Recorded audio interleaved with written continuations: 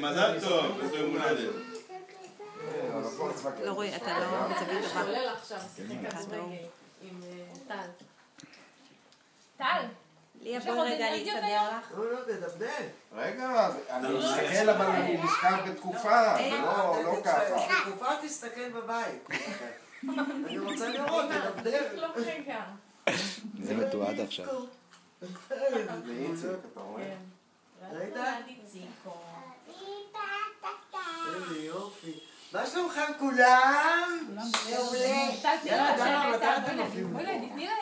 מתי שישימו לי כנפיים. כמו שאת רואה, אין לי רדבול.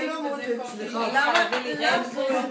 למה שיעברו? מה רע להם פה? אני אמרתי לשרה, אחרי שהם יעזבו, את תחפשי אותם בנרות. תשתגעי. את תיסעי כל יום אליהם. זה מה שהיה כשדורית היו גרים במרי, לפני שעשו שיפוץ בדירה.